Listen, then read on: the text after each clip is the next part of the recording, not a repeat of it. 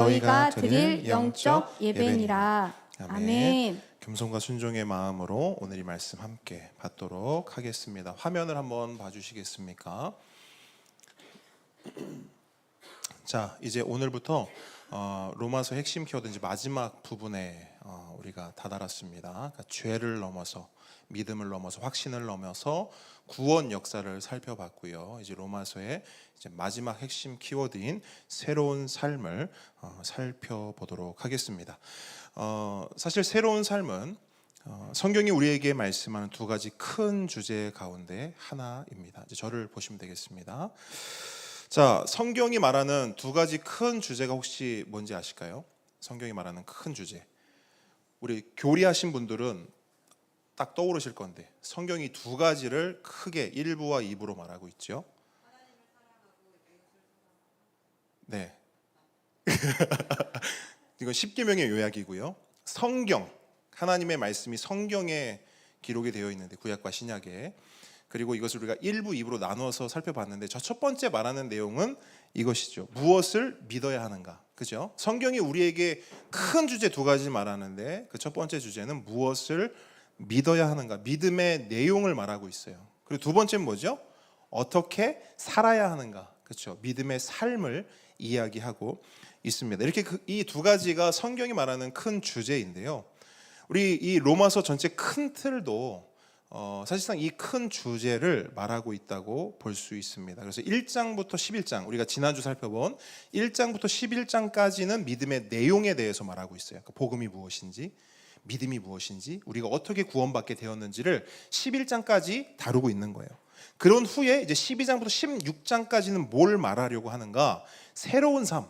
그러니까 그렇게 믿은 사람들 있잖아요. 믿음으로 구원받은 사람들은 그럼 그렇게 구원받았으면 어떻게 살아야 하는가? 바로 그 믿음의 삶, 새로운 삶에 대해서 이제 12장부터 16장까지 다루고 있는 것이죠.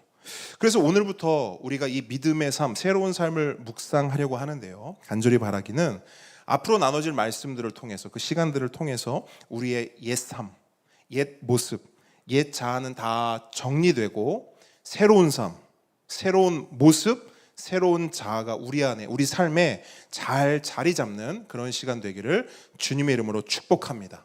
아멘. 그런즉 누구든지 그리스도 안에 있으면 새로운 피조물이라. 이전 것은 지나갔으니 보라 새 것이 되었도다. 이 말씀이 성취되고 이루어지는 시간 되기를 축복합니다.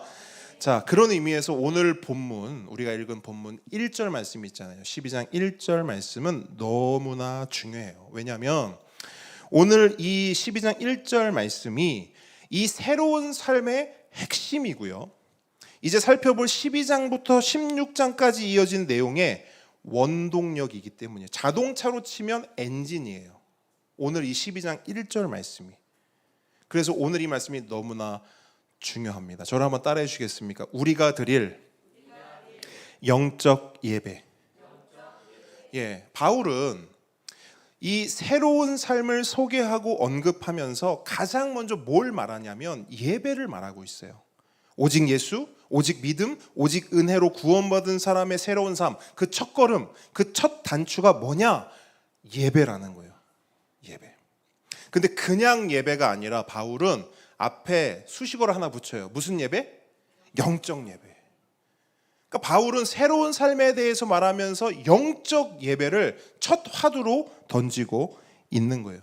그럼 묻습니다. 영적 예배가 뭘까요? 영적 예배. 이게 사실은 여러분 신앙생활하면서 영적 예배 처음 들어본 단어 아니죠? 우리 이거 굉장히 많이 들었던 단어예요. 그런데 막상 그 영적 예배가 뭘까? 이렇게 나에게 질문을 던지면 실상은 어때요? 선명하고 분명합니까? 아니요. 막막해요. 뭐가 영적 예배인지 분명하지가 않아요. 그래서 오늘은 이 영적 예배가 도대체 무엇인지 오늘 본문을 통해서 구체적으로 살펴보려고 합니다. 바로 들어갑니다. 자, 영적 예배가 무엇인가? 먼저 첫 번째는 이유가 있는 예배예요. 뭐가 있는 예배요? 예, 영적 예배가 뭐냐? 이유가 있는 예배. 자, 예배를 드리는데 우리가 지금 예배 드리고 있어요. 그렇죠? 예배를 드리는데 그냥 아무 생각 없이 드리는 예배가 아니라 이 자리에서 드리는 예배가 분명한 이유가 있는 거예요. 내가 교회에 왔고 내가 이 자리에서 예배를 드리는데 찬양도 하고 말씀도 듣고 기도도 하고 있는데 그 모든 것에 이유가 있어야 한다는 거예요. 그게 바로 우리가 드릴 영적 예배라는 거예요. 이걸 다른 말로 이렇게 표현할 수도 있습니다. 감격이 있는 예배. 또 다른 걸로 감사가 있는 예배. 또 하나 본문을 인용해서도 말할 수 있거든요. 본문을 인용하면 이렇게 돼요. 그러므로가 있는 예배. 뭐가 있다고요? 그러므로. 네, 그러므로가 있는 예배. 그게 바로 이유가 있는 예배예요. 지난주에도 잠깐 말씀드렸지만 오늘 본문을 보시면 그러므로로 시작해요. 그렇죠? 이거 이유가 있을까요? 그러므로로 시작하는 이유가 당연히 있겠죠. 그러므로로 시작하는 이유는요, 로마서 1장부터 11장까지의 내용이 로마서 12장부터 16장까지의 내용과 분리되지 않고 연결되어 있음을 문법적으로 일단 의미해요. 그래서 이 그러므로는 어떤 역할을 하고 있냐면 11장과 12장을 연결해주는 다리 역할을 해요. 11장까지의 내용과 12장까지의 내용을 이어준다라는 것이죠. 무슨 말이냐면 새로운 삶을 살려면 그냥 되는 게 아니라는 거죠. 새로운 삶을 살려면 11장까지의 내용들이 반드시 필요하다는 거예요. 다시 말해 새로운 삶을 살 수 있는 원동력, 새로운 삶을 살아야 할 이유가 나에게 있다? 아니라는 거예요. 그 원동력과 이유는 어디에 있냐? 1장부터 11장까지에 다 소개했다는 거예요. 그게 뭐예요? 오직 예수, 오직 믿음, 오직 은혜라는 거예요. 그래서 그 오직 예수, 오직 믿음, 오직 은혜가 있으면 새로운 삶을 살 수 있다라는 것이죠. 그렇기 때문에 그러므로를 말하는 것입니다. 그렇기 때문에 우리가 하나님께 드려야 할 예배, 그러니까 구원받은 자로서 하나님의 은혜를 입은 자로서 우리가 하나님께 드려야 할 예배는 그냥 드리는 예배가 아니라 뭐가 있는 예배? 이유가 있는 예배, 그러므로가 있는 예배 되어야 한다라는 거예요. 그리고 그게 영적 예배라는 거예요. 오늘 본문에서 말하는. 그런 의미에서 여러분, 다른 건 몰라도 이 영적 예배라는 말, 특별히 영적이라는 이 단어를요, 원어로 우리가 좀 살펴볼 필요가 있어요. 왜냐하면 원어로 이 영적이라는 의미를 우리가 보게 되면 그 의미가 훨씬 더 분명하고 선명해지기 때문이에요. 자, 간단하게만 살펴볼게요. 자, 영적이라고 번역된 헬라어는 일단 로기켄이라는 단어예요. 한번 따라하겠습니다. 로기켄. 예, 영적은 로기켄이에요. 이 단어는 일단 영적이라는 의미를 담고 있어요. 그런데 동시에 어쩌면 그보다 더 중요한 의미를 담고 있는데 그게 뭐냐면 이성적, 논리적, 합리적이라는 의미를 가지고 있어요. 그렇기 때문에 영적 예배는 우리가 생각하는 뭔가 영적이고 신비한 어떤 예배를 말하는 게 아니라 우리가 가진 이성으로, 논리적으로, 합리적으로 생각하고 반응하는 예배를 말해요. 그러니까 우리가 생각하던 영적 예배와 전혀 다른 개념이지요. 성경, 바울이 말하는 영적 예배는 굉장히 이성적이에요, 논리적이에요, 합리적이에요. 다시 말해, 바울은 이 영적 예배를 우리에게 요청하면서 뭘 말하는 거냐면 내가 어떤 존재인지, 내가 얼마나 죄인이고 비참한 존재인지를 깨닫고 그런 나에게 하나님께서 베푸신 은혜가 얼마나 큰지, 예수님께서 날 위해 하신 일이 무엇인지 그것을 깊이 생각하고 묵상함으로, 그리고 감격함으로, 감사함으로 드리는 예배가 무슨 예배다? 영적 예배라는 거예요. 무슨 홀리 이게 영적 예배가 아니라 또렷한 생각을 가지고 분명한 논리적, 합리적 생각을 가지고 하나님이 나에게 이런 은혜 주셨지, 예수님이 나에게 이런 분이지, 정말 감사하다. 그 당연한 논리의 흐름과 생각을 통한, 사유를 통한 그 감격으로, 그 감사로 드리는 예배가 영적 예배라는 거예요. 그래서 이 예배를 제가 한마디로 이렇게 정의한 거예요. 이유가 있는 예배. 그냥 이 사람이 하니까 나도 하고, 이 사람이 가자 하니까 따라가고, 그게 아니라 나에게 이 예배가 분명한 이유가 있는 거예요. 하나님을 너무 사랑해서, 하나님께 너무 감사해서, 하나님을 너무 예배하고 싶어서 분명한 이유가 있어야 한다는 거예요.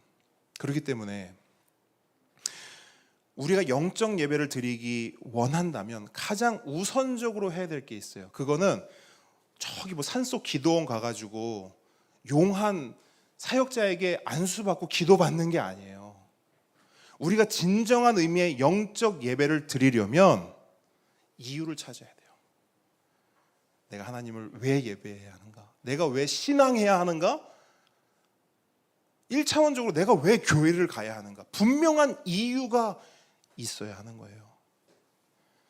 그럼 그 이유를 알려면 어떻게 해야 할까요? 로기캔 해야 해요. 로기캔. 생각하고 묵상해야 해요. 죄가 뭔지 생각해야 됩니다.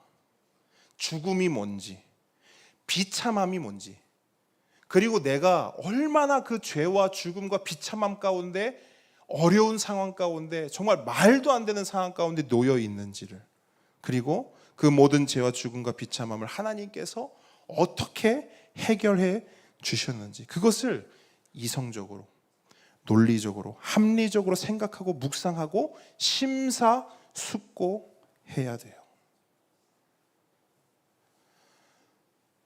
우리 교단에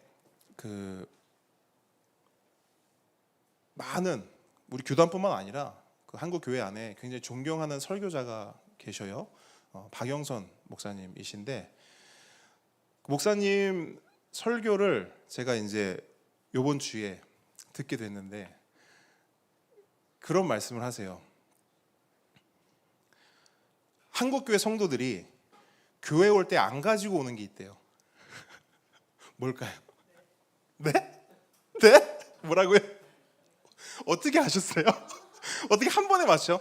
그 목사님이 말이 굉장히 세단 말이에요. 뭐라고 얘기하냐면, 한국 교회 성도들이 교회 올 때 왜 이렇게 안 가져오는지 모르겠다는 거야. 왜 이렇게 다들 뇌를 집에 두고 오십니까? 이렇게 말하는 거예요. 그게 무슨 말이에요? 신앙을 하는데 이걸로 안 한다는 거예요. 그러니까 이거를 아예 제쳐둔다는 거예요. 그리고 뭘로 하냐?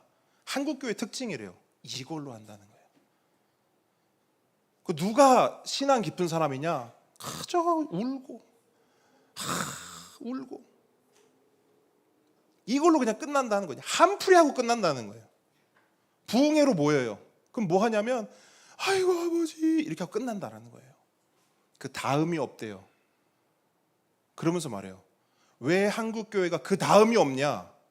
이걸 두고 오기 때문에 그렇대요. 여러분, 우리의 신앙은 물론 이게 필요하죠. 근데 바울은, 성경은 우리에게 뭘 말하냐면 계속 이거를 말해요. 억지로 믿지 말고 왜 믿어야 되는지를 생각하라는 거예요. 내가 어떤 존재인지를 생각해 보라는 거예요.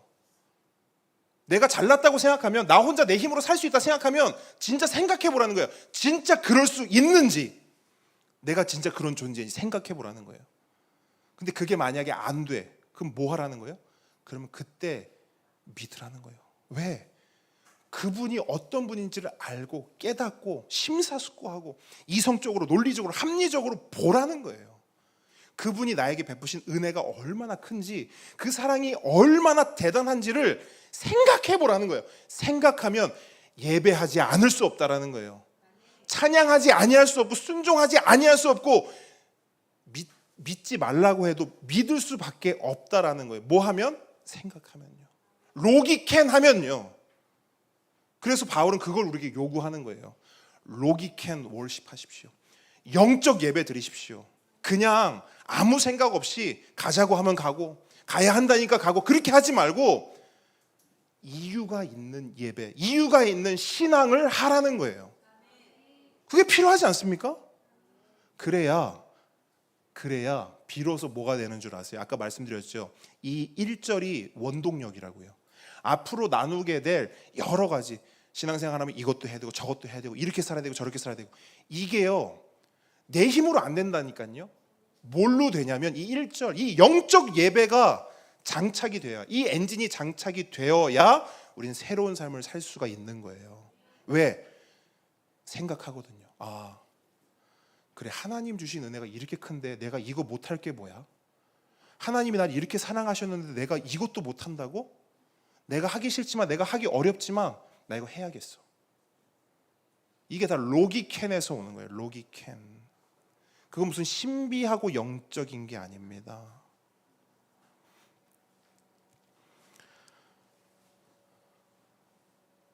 우리 보배들 교회 왜 왔어요? 네, 뭐라고요? 놀라고. 아니에요? 놀라고 아니고? 여러분, 우리 여기 왜 와서 앉아 있습니까? 로이 뭐라고? 예배하려고 왔어요. 좋아요. 그러니까 왜 예배해요, 로이?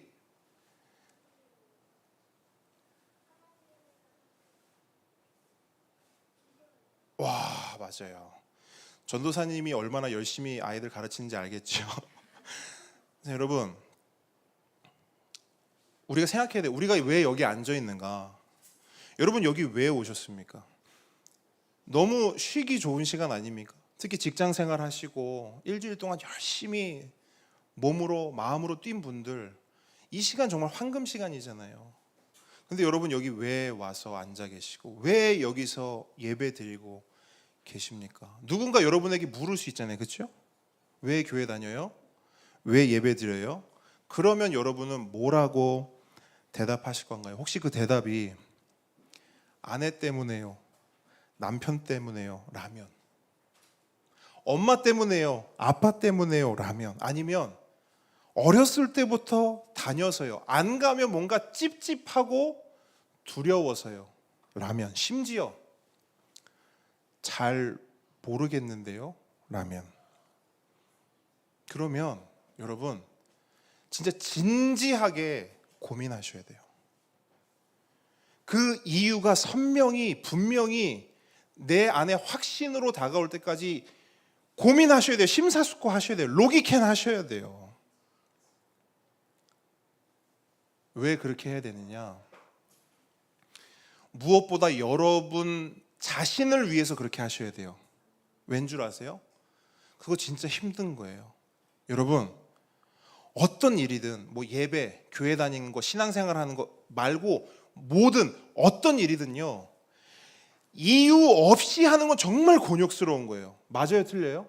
정말 이유 없이 뭔가를 하는 거 그거 진짜 곤욕스러운 일이에요. 제가 전에도 말씀드렸는데 군대에서 제일 힘들었던 것 중 하나가 뭐냐면 삽질이에요. 근데 여러분 삽질이 왜 힘든 줄 아세요? 뭐 이렇게 계속 팔을 쓰니까 팔이 아파서? 몸이 힘들어서? 아니에요. 이유가 없어서 힘들어요. 군대에서 삽질해 보신 분들은 알 거예요. 이유를 말해주질 않아요. 그냥 하는 거예요.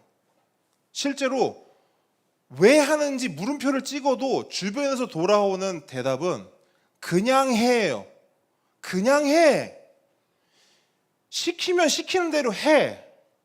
그래서 군대 전문 용어가 있지 않습니까? 까라면 까. 여러분 까라면 까에 이유가 있나요? 없어요. 파라면 파에 이유가 있어요? 없어요. 그냥 까고 그냥 파는 거예요.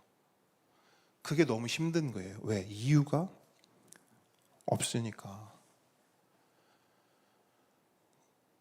제가 설교를 준비하면서 이 기도를 드렸어요. 하나님, 정말 간절히 바라기는 우리 성도들이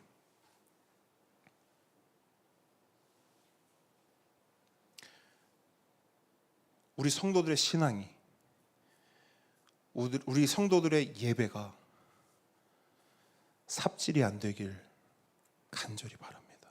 이렇게 기도했어요. 전 여러분의 신앙이 삽질되지 않기를 바라요. 여러분의 이렇게 매주 우리가 모여 드리는 예배가 삽질되지 않기를, 이유 없는 예배, 이유 없는 신앙 되지 않기를 간절히 바라요. 여러분 로기캔 예배가 돼야 돼요. 이유가 있는 예배 돼야 돼요. 감격이 있고 감사가 있고 때론 눈물, 때론 기쁨이 우리 예배 가운데 있어야 돼요. 근데 그렇게 되려면 뭐가 필요하냐면 이유가 필요하다는 거예요. 난 예수님 때문에 예배한다. 아멘. 난 예수님의 사랑과 은혜 때문에 예배한다. 여러분, 이게 분명하게 있잖아요. 그게 영적 예배예요. 무슨 뭐 방언, 뭘 보고 듣고 뭐가 보이고 그런 거 없어도요. 예수님 때문에 예배합니다. 예수님 때문에 신앙합니다. 예수님 때문에 내가 삽니다. 여러분, 이 고백을 가지고 사는 게 영적 예배입니다. 진짜예요. 영적 예배자 되길 축복합니다. 그런 의미에서 혹시 여러분 도움이 필요한 사람들이 분명히 있으리라 생각돼요. 어떤 도움이 필요하냐? 이유를 모르는 거죠. 교회를 오래 다녔어. 직분도 있어. 근데 목사님 설교를 딱 듣는데 내가 이유가 없네? 이유를 모르겠네? 하면 어떻게 해야 되는지 알려드릴게요. 도움을 청하면 돼요. 누구한테 도움을 청하냐면 이 앞에 서 있는 저 있지 않습니까? 저나 전도사님은 바로 그 이유를 안내하고 설명해 주는 사람이에요. 여러분, 목사나 사역자들이요, 왜 존재하는지도 분명히 아셔야 돼요. 가장 우선적으로 해야 될 일이 그 일이거든요. 이유를 모르는 사람에게 이유를 알려주는 거예요. 그렇기 때문에 혹시 도움이 필요하면 언제든지 말씀하세요. 근데 또 목사님, 전도사님만 그런 일을 할 수 있냐? 그것도 아니에요. 먼저 이유를 알게 된 사람들이 있거든요. 이 자리에도 계시잖아요. 이유를 알고 계시잖아요. 왜 예배해야 되는지, 왜 신앙하고 왜 믿어야 되는지 이유를 알고 계시잖아요. 여러분도 그 일을 감당하실 수 있어요. 그게 여러분의 역할이기도 해요. 제일 우선되는 역할이요. 그래서 우리가 매주 고백하는 게 뭐죠? 예수 잘 믿는 교회, 예수 잘 전하는 교회. 네, 예수를 잘 전한다는 게 뭐냐면요, 그 이유를 전하는 거예요. 왜 예수 믿어야 되는지, 왜 교회를 와야 하는지, 왜 신앙해야 되는지 그 이유를 잘 알려주고 설명해 주는 거예요. 그게 예수 잘 전하는 교회 되는 것입니다. 우리 모두가 예수 잘 믿고 예수 잘 전하는 교회 되길 주님의 이름으로 축복합니다. 아멘. 자, 한 걸음 나아갈게요. 자, 영적 예배가 뭐냐? 방금 전 살펴봤듯이 영적 예배 첫 번째는 이유가 있는 예배라 그랬어요. 그죠? 그럼 두 번째는 뭐냐면, 한번 저를 따라했으면 좋겠는데, 몸으로 드리는 예배. 뭘로 드린다고요? 몸으로 드리는 예배. 자, 본문 한 번 더 같이 읽어볼게요. 본문 큰 목소리로 읽습니다. 시작. 그러므로 형제들아, 내가 하나님의 모든 자비하심으로 너희를 권하노니 너희 몸을 하나님이 기뻐하시는 거룩한 산 제물로 드리라. 이는 너희가 드릴 영적 예배니라. 아멘. 자, 여러분, 바울은 영적 예배를 말하는데요, 콕 집어서 이렇게 말해요. 너희 몸을 드려라. 근데 사실은 이게요, 단어적으로, 언어적으로 보면 뭔가 어색해요. 왜냐하면 앞서도 언급했듯이 우리는 영적 예배하면, 뭔가 영적 이렇게 하면 뭔가 신비한 환상을 보고 어떤 영적 체험을 먼저 생각하기 때문이에요. 근데 조금 전 말씀드렸듯이 영적 예배는 그런 예배가 아니죠. 심지어 바울은 영적 예배를 말하면서 그런 내면적인 것을 말하지 않고요, 오히려 몸을 말하고 있어요. 너희가 영적 예배 드려야 돼. 그러면서 뭐라고 말하냐면 너희 몸을 드려. 그러니까 우리는 헷갈리는 거예요. 영적 예배, 영적, 영혼, 뭔가 내면. 근데 갑자기 왜 몸을 드리라고 하지? 여러분, 바울이 몸이란 단어를 콕 집어서 이야기하는 이유가, 의도가 분명히 있어요. 근데 또 몸을 이야기하면서 또 뭘 얘기하냐면 몸을 어떻게 드리래요? 그렇죠. 맨 끝에 제물로 드려라 이렇게 말해요. 그러니까 몸과 제물의 방점이 찍히는 거예요. 지금 바울이 말하고자 하는 핵심이 몸과 제물의 방점이 찍혀요. 분명한 의도가 있는데 바울은 이 한 절, 요 말씀을 딱 읽으면서 특별히 몸과 재물이란 단어를 딱 캐치해서 이 글을 읽는 사람들로 하여금 한 사건을 연상시키고 있어요. 의도적으로. 자 보세요. 자신의 몸을 하나님이 기뻐하시는 제물로 드린 한 사건. 네. 예수님의 어떤 사건? 십자가. 이해하셨어요?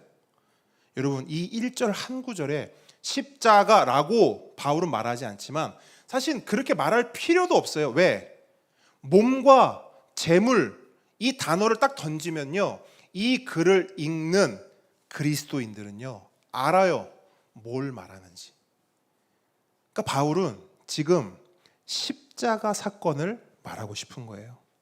여러분, 십자가 사건이 뭐예요? 예수님께서 우리를 살리시기 위해 자신의 몸을 제물로 드린 희생 제사 사건이에요. 구약의 제사로 보면 번제에 해당해요. 번제의 특징이 뭐죠? 아무 제물이나 사용할 수 있다 없다? 없다.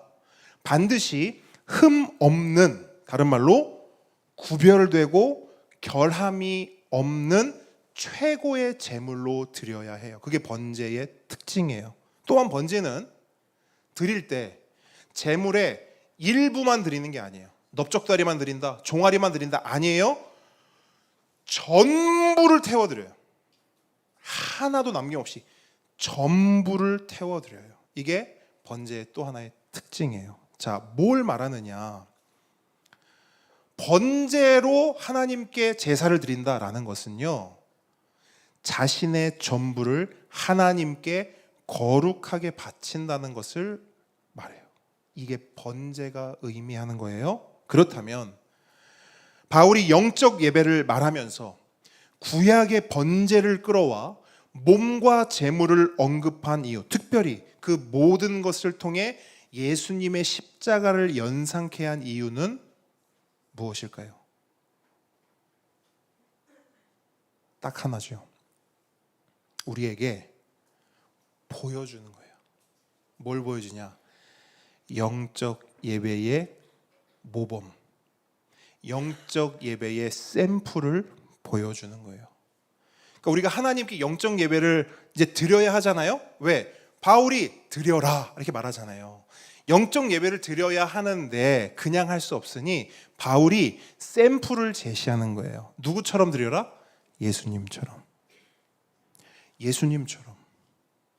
십자가에서 자신을 하나님께 드린 예수님처럼 너희들도 그렇게 하나님께 영적 예배를 올려 드려라. 지금 바울은 이거 얘기하고 있는 거예요. 여러분, 예수님은 십자가를요 말로 지셨나요? 아니죠. 철저히 뭐로 지셨어요? 몸으로 지셨어요.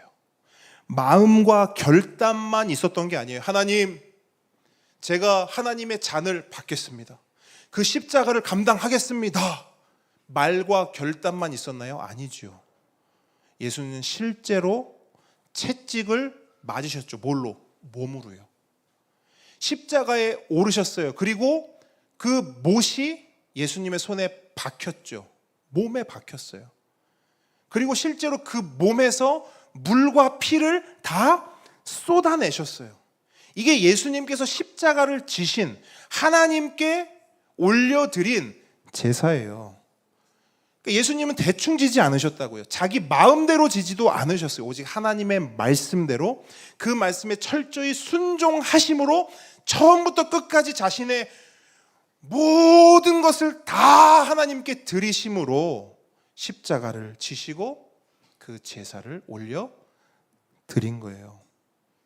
그리고 하나님께서는 예수님의 그 예배, 그 제사를 어떻게 하셨죠? 기쁨으로 받으셨어요. 그래서 우리가 구원받은 거잖아요. 여러분, 이게 십자가 사건이에요. 그래서 바울은 말하는 거예요. 연상케 하는 거예요. 우리를 십자가로 초청하는 거예요. 새로운 삶을 살아갈 우리를 그냥 자 이제 너희들 잘 알았지? 알아서 새로운 삶 살아가 아니라 이제 너희들 새로운 삶 살아야 돼. 그러니까 너희들 어디로 모이냐면 십자가 밑으로 모여. 아시겠어요? 여러분, 새로운 삶은 이제 우리가 다 준비되어서 우리 마음대로 우리 뜻대로 사는 게 아니에요. 새로운 삶을 살려면 어디로 집합해야 되느냐? 십자가 아래 다 집합해야 돼요. 그래야 우리가 살아야 할 새로운 삶이 뭔지를 알 수 있어요. 어떻게? 예수님을 보면서. 우리가 드려야 할 영적 예배가 뭔지를 알 수 있어요. 어떻게? 예수님을 보면서. 지금 바울은 그거 하고 있는 거예요. 형제들이여, 성도들이여, 예수님께서 하나님께 드린 예배를 보십시오. 이 예배가 우리가 드릴 영적 예배입니다. 그러므로 우리도 우리 몸을 하나님이 기뻐하시는 거룩한 산 제물로 드립시다. 아멘. 이게 오늘 말씀에 바울이 말하고자 하는 핵심이에요.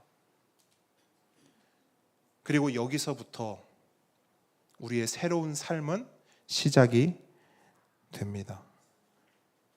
그러면 우리는 어쩌면 이런 오해를 할 수도 있습니다. 예수님처럼 예배하라고 하니까 우리도 예수님처럼 몸으로 십자가를 져야겠구나. 막 책찍질을 당하고 손과 발에 막 못을 박고 이렇게 해야 되는구나. 여러분, 이렇게 착각하는 사람들이 있을까요, 없을까요? 있어요. 사진 보여주세요. 여러분, 저도 처음에 봤을 때 약간 좀 웃음이 나왔어요. 근데 사실 웃긴 상은 아니에요. 왜냐하면 이거 진짜로요. 저 손을 보이실지 모르겠는데요. 손에 실제로 못을 박은 거예요. 10cm 못을요. 그리고 이 십자가 오르기 전에 실제로 채찍도 맞아요. 등이요, 시뻘겋게 피가 철철철 흘린 상태로 저 십자가를 실제로 지고 1.5km를 가서 저렇게 실제로 매달리고 못을 박는 거예요. 저걸 매년 해요. 지금 어디냐면 필리핀이거든요. 필리핀에서 매년 성금요일 날 수많은 사람들이 모여서 저걸 해요.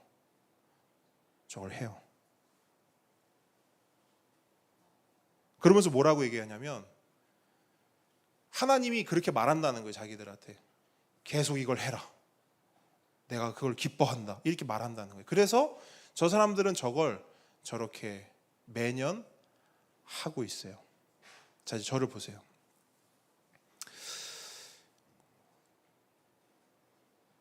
저렇게 영적 예배, 새로운 삶, 십자가를 예수님이 지라고 하셨는데 십자가를 지는 삶을 저렇게 받아들이는 사람도 실제 있다라는 거예요.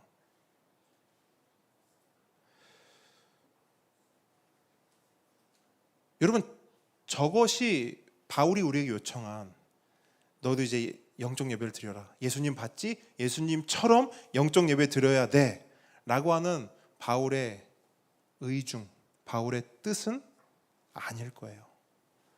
왜냐하면 참 안타까운 게 저분들이 저럴 필요가 없는 거예요. 분명한 이유를 말씀드릴게요. 왜 저렇게 할 필요가 없죠? 이미 예수님이 다 하셨잖아요. 누굴 위해서? 우리를 위해서. 근데 우리가 왜 또 저걸 하고 있냐고요. 그러니까 바울은 그걸 말하는 게 아니에요. 그럼 우리는 뭘 해야 할까? 뭘 해야 할까? 바울이 말하는 건 이겁니다. 나를 위해 십자가 지시고 다 이루어 주신 그 예수님을 위해 살아라, 이거예요. 이게 새로운 삶이에요. 예수님을 위해 살아라. 나의 뜻, 나의 생각, 나의 욕심, 내 중심대로 사는 것이 아니라 그건 옛 삶이죠. 옛 자아죠. 주님의 뜻, 주님의 마음, 주님의 말씀대로 예수님 중심으로 사는 것, 그것이 새로운 삶인 거예요. 그래서 예수님 말씀하셨어요. 자기를 부인하고 날마다 제 십자가를 져라. 두 가지 말씀하시는 거예요. 첫 번째, 나를 어떻게 하래요? 부인하라. 나를 부인하라. 그리고 십자가를 바라보라.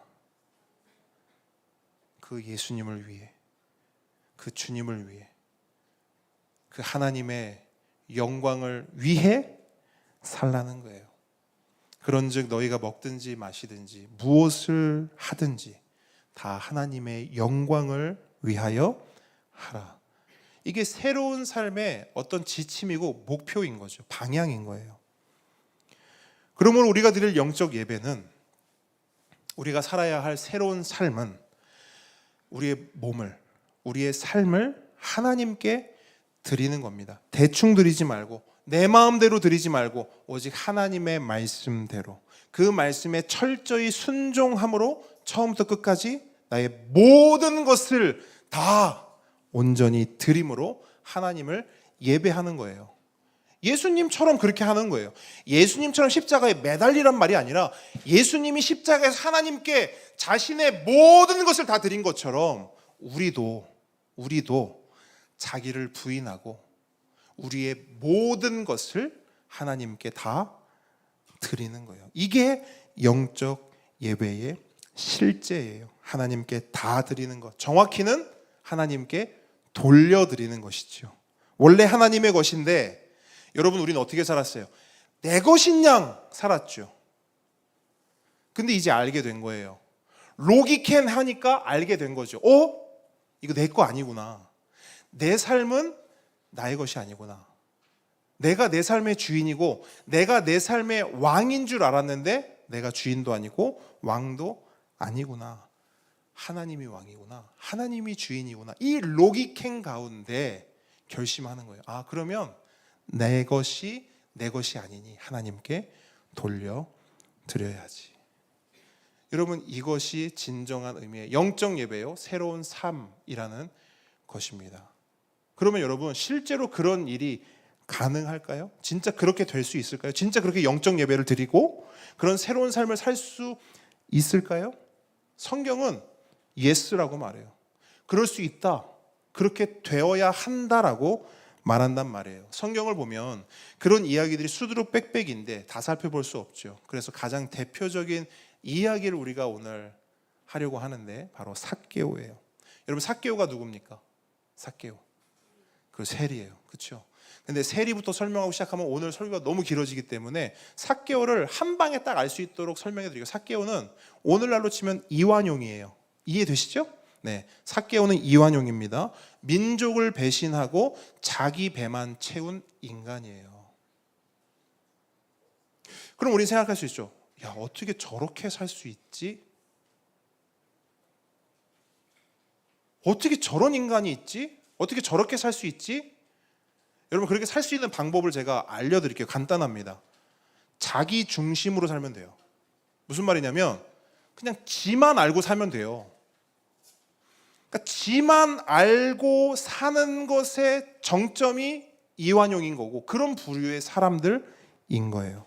그래서 이완용과 삭개오는요, 저 먼 옛날에만 존재하는 게 아닙니다. 오늘날에도 지만 알고 자기 중심성으로 똘똘 뭉쳐 살면 그게 이완용이고 그게 삭개오인 거예요.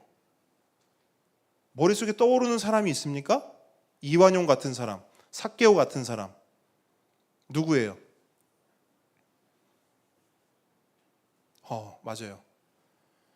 이렇게 물었을 때 내가 가장 먼저 딱 떠올라야 이제 성경을 좀 알고 복음을 좀 이해했다, 복음을 좀 로기캔 했다, 이렇게 되는 거예요. 근데 만약에 누가 이완용 같고 누가 삭개오 같습니까 했을 때 다른 사람이 얼굴이 먼저 떠오른다, 그러면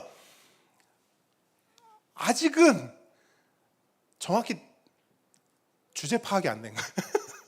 내 주제를 잘 모르는 거예요. 내 주제가 얼마나 참 비참한 건지를 모르는 거예요. 어쨌든 여러분, 삭개오는요, 우리가 생각하는 그 이완용처럼 정말 그 당시에 정말 형편없는 그런 사람이었다고요. 그런데 그런 삭개오가 예수님을 만났어요. 여기서 예수님을 만났다는 건 그냥 예수님을 스쳐 지나갔다, 아니면 예수님이라는 사람을 알았다, 그게 아니고요. 예수님의 사랑과 은혜를 경험했다고요. 내가 얼마나 죄인인지를 깨닫고 그 죄인임에도 불구하고 그런 나를 예수님이 품어주시고 용서해주시고 용납해주시고 너 내 자녀 해라 해주신 그 은혜와 사랑을 경험한 거예요, 삭개오가. 그랬더니 삭개오가 어떻게 반응하냐면, 생각으로 반응해요? 아니요. 결단으로 반응해요? 아니요. 말로만 반응해요? 아니요. 몸으로 반응해요. 몸으로 반응해요. 삶으로 반응하고 인생으로 반응하는 거예요. 옛 삶에서 완전히 돌이켜서 새로운 삶으로 나아가는 거예요. 그게 우리에게 보여주는 새로운 삶의 표본이에요. 삭개오. 여러분, 삭개오의 옛 삶이 뭐였어요? 오직 나, 오직 돈이었어요. 이 두 가지예요. 오직 나, 오직 돈. 그래서 그가 선택한 직업이 뭐라고요? 세리라고요. 오직 나, 오직 돈. 그것을 위해 세리가 된 거예요. 민족의 등을 쳐서, 내 옆 사람의 등을 쳐서 내 배를 불리는. 남이야 어떻게 되든 상관없어요. 다른 사람이야 어떻게 되든 상관없어요. 나만 좋으면 돼. 나만 괜찮으면 돼요. 나만 편하면 돼요. 다른 사람이 불편하든 말든 아무 상관없어요. 왜? 내가 제일 중요하니까. 그렇게 인생을 살아왔단 말이에요. 삭개오가요. 이완용이요. 그런데 그런 그가 예수님을 만나고 자신의 죄와 죽음과 비참함이 얼마나 큰지를 알게 됐어요. 오직 나, 오직 돈으로 살아온 그 비참한 현실을 깨닫게 된 거예요. 그런데 그런 나를 사랑한대요. 그런 나도 괜찮대요. 그렇게 말씀하고 받아주시고 용납하는 예수님을 만남으로 나의 모든 죄와 죽음과 비참의 문제가 다 해결되니까 어떤 변화가 나타나냐면, 그렇게 사랑하던 나, 그렇게 사랑하던 나와 그렇게 사랑하던 돈을 부인해요. 자기 인생에서 가장 소중했던 것을 부인해요. 그러면서 예수님께 뭐라고 말하냐면 자신의 재산 가운데 절반을 가난한 사람들에게 나눠주겠대요. 뿐만 아니라 자신이 누군가를 속여서 빼앗은 것에 대해서는 4배로 돌려주겠다, 이렇게 말해요. 이 부분을 해석하는 신학자 중에 이렇게 말하는 사람도 있거든요. 삭개오는 아마도 자신의 이 말을 지키기 위해서는 빚을 져야 했을 거래요. 일단 자신의 절반을 떼어서 가난한 사람들을 주죠. 그리고 나머지 돈을 이제 갚아야 되잖아요. 그렇죠? 하나를 뺏었으면 몇 개를 줘야 돼요? 4개를 줘야 돼요. 자, 이렇게 한다고 쳐보십시오. 그리고 세리로서 남의 것을 빼앗은 게 많겠어요? 아니면 그냥 월급으로 받은 게 많겠어요? 전부가 빼앗은 거예요. 그러면 당연히 빚을 한참 내야 했던 것이죠. 근데 그렇게 하면서까지도 삭개오는 그 모든 것들을 감당했다고요. 삭개오는 생각만 한 게 아니에요. 결단만 한 게 아니에요. 말만 한 게 아니에요. 진짜 몸을 들였고 삶을 들였고 인생을 들였어요. 정말 예수님 말씀 그대로 자기를 부인하고 날마다 자기 십자가를 지고 하나님을 예배한 거예요. 말씀을 정리합니다. 우리는 어떤 예배를 드리고 있습니까? 우리의 예배가 하나님께 어떻게 올려드리고 있습니까? 바울은 오직 예수, 오직 믿음, 오직 은혜로 구원받은 사람의 새로운 삶, 그 첫걸음, 그 첫 단추는 영적 예배라고 말합니다. 그리고 그 영적 예배는 어떤 신비한 환상을 보거나 어떤 영적인 체험을 하는 것이 아니라 하나님을 알고 하나님의 사랑과 은혜를 경험하고 그 사랑과 그 은혜가 예수 그리스도를 통해 나에게 어떻게 성취되고 어떻게 연결되었는지를 아는 거라고 말해요. 그로 인해 나 같은 비참한 죄인이 얼마나 큰 은혜와 복을 누리는 존재로 변화되었고 그렇게 살아났고 그렇게 구원받았는지를 매우 구체적으로, 실제적으로, 논리적으로 로기캔하며 알아가는 것이라고 말합니다. 여러분, 그것이 영적 예배이고 이유가 있는 예배이고 진짜 몸을 들이고 살아내는 새로운 삶의 예배인 줄 믿습니다. 우리의 예배가 그런 예배 되기를 바랍니다. 이유 있는 예배로 살아가는 저와 여러분들에게 주님의 이름으로 축복합니다. 우리 함께 찬양하겠습니다.